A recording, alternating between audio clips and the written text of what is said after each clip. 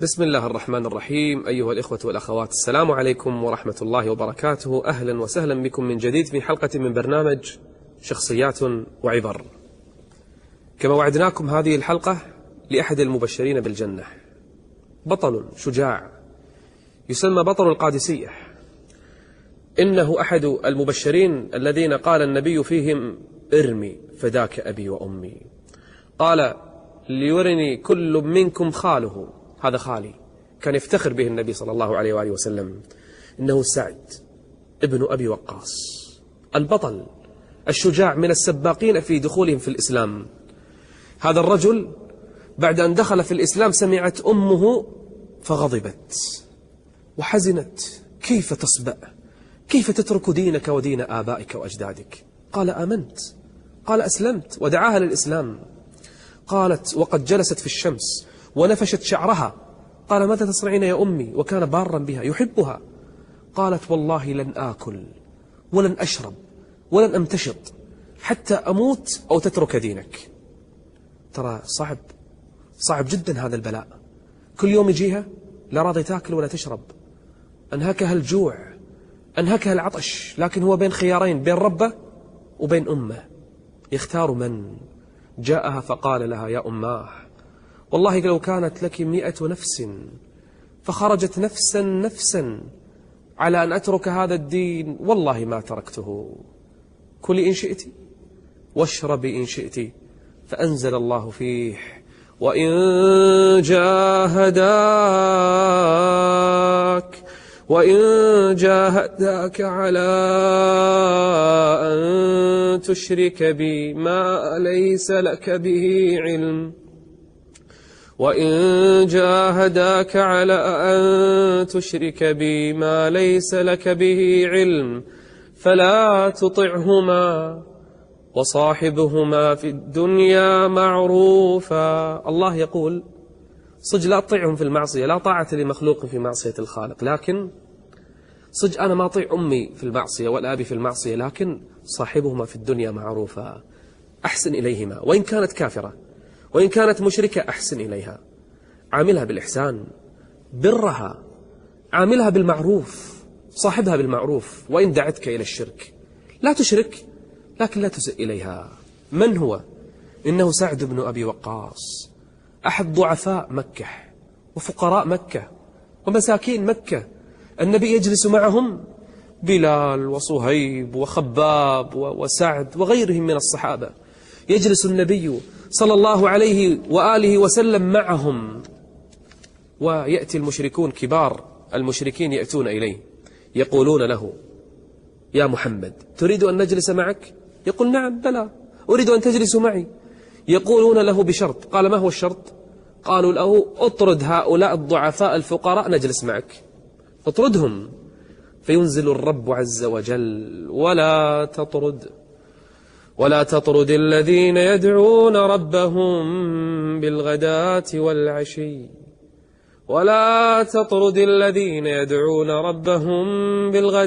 والعشي يريدون وجهه ما عليك من حسابهم من شيء وما من حسابك عليهم من شيء فتطردهم فتكون من الخاسرين. الله يدافع عن سعد بن أبي وقاص، عن بلال، عن خباب، عن غيرهم من الضعفاء الفقراء. الله يدافع عنهم. سعد بن أبي وقاص في معركة أحد كان النبي لأنه كان رامي، كان الرسول يعرف شلون رامي، يعني إذا رمى ما يخطئ. كان النبي ينثر له النبال ويقول حق الصحابة لما صار الأمر على رسول الله وعلى الصحابة والمشركون يقتلون فيهم، كان النبي يقول للصحابة: أعطوني النبال، أعطوني السهام. يأخذ السهام وينثرها لمن؟ لسعد بن أبي وقاص الرامي البطل. وكان يقول له: ارمي فداك أبي وأمي، ارمي فداك أبي وأمي. قالها لسعد بن أبي وقاص وما قالها لغيره. من هو؟ إنه سعد في خلافة عمر بن الخطاب ولاه عمر ولاية، فكان واليا وكان قائدا في الجيش. عمر كان يعني يتفقد الولايات. يوم من الأيام سمع أن أحد الناس يشتكي من سعد، وكان سعد مستجاب الدعوة، وكان عابدا صواما قواما من المبشرين بالجنة. واحد يشتكي عليه، عمر ما يرضى. واحد يشتكي على والي من ولاتي بنفسه يتأكد. عمر راح ايش سوى رضي الله عنه؟ ذهب إلى المساجد يسأل الناس في العراق، يسأل الناس عن سعد بن أبي وقاص. كلما دخل مسجد يثنون عليه خير، حتى وصل إلى مسجد فقام رجل يقول: يا عمر، أما إنك إن سألت اسمع شنو سعد بن أبي وقاص. قال: كيف هو فيكم؟ قال: سعد لا يسير بالسرية. سعد لا يسير بالسرية، قائد الجيوش. قال: سعد لا يسير بالسرية ولا يقسم بالسوية ولا يعدل في القضية. شوف الظلم، شوف الافتراء. قال سعد: أنا لا أعدل، أنا لا أقسم بالسوية. فرفع سعد يديه إلى السماء، قال: اللهم إن كان عبدك هذا قال هذا كاذبا، يعني متعمد، إذا أخطأ ما يخالف، لكن إذا كان متعمد وكاذب اللهم أطل عمره وأطل فقره وعرضه للفتن. كان سعد إذا دعا استجاب الله له، من المستجابين، مجابي الدعوة. تدرون ايش صار حق الرجل؟ يقول أحد الناس: رأيت هذا الرجل نفسه قد طالت به السنون، صار عمره كبير حتى سقط حاجبه على عينيه، وصار فقيرا يتوسل الناس، يتسول. يقول: فرأيته يمشي على عصا، كبير في السن، ويتوسل الناس أن يعطوه لقمة ولقمتين. يقول: فإذا مرت به جارية غمزها، يعني عيب، رجل كبير ويغمز الفتيات. عرضه الله للفتن. يقول: رأيته وهو يمشي ويقول: أصابتني دعوة سعد، أصابتني دعوة سعد. من سعد؟ إنه الأسد في براثنه.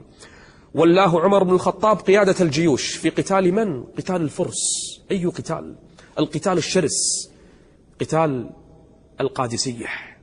فكان سعد أحق بها وأهلها. نظم سعد الصفوف ونظم الجيوش، وأمر القادة الفرعيين، أمرهم أن يقرأوا على الناس سورة الأنفال: يسألونك عن الأنفال قل الأنفال لله والرسول فاتقوا الله وأصلحوا ذات بينكم. الصحابة يقرؤون والتابعون يقرؤون ماذا؟ يقرؤون سورة الأنفال، تسمى سورة الجهاد. لما نظم الصفوف وانطلق القتال، وإذا بالجيش يسير على النهر، يسيرون على النهر وعبروا النهر بخيولهم. لما رآهم يزدجر هذا قائد الفرس، لما رآهم قال لأصحابه الفرس، قال: والله إنكم لا تقاتلون الإنس، إنكم تقاتلون الجن. هؤلاء ما هم بشر، هؤلاء جن. فدخل الصحابة والمقاتلون المؤمنون وعبروا النهر، وإذا بدولة الفرس تدك، وإذا ببطل القادسية ينتصر، وإذا بالمدائن تفتح، وإذا بسعد بن أبي وقاص يرى المدائن يفر منها الفرس، المجوس يفرون، والصحابة يأسرون من يأسرون ويقتلون من يقتلون ويستولون على الغنائم، والفرس يهربون هروبا. رآهم سعد بن أبي وقاص فدمعت عيناه. شنو شاف؟ شاف القصور خالية، شاف الأنهار خالية، شاف الكنوز.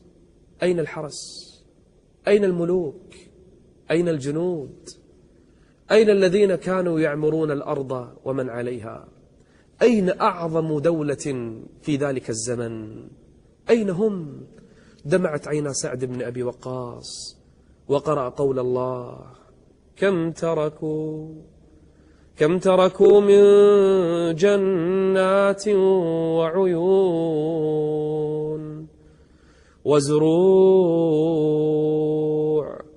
وزروع ومقام كريم ونعمة كانوا فيها فاكهين. كذلك وأورثناها قوما آخرين. من هو؟ إنه سعد بن أبي وقاص، إنه الأسد في براثنه. سعد بن أبي وقاص رضي الله عنه كان بطلا، كان مغوارا، كان شجاعا.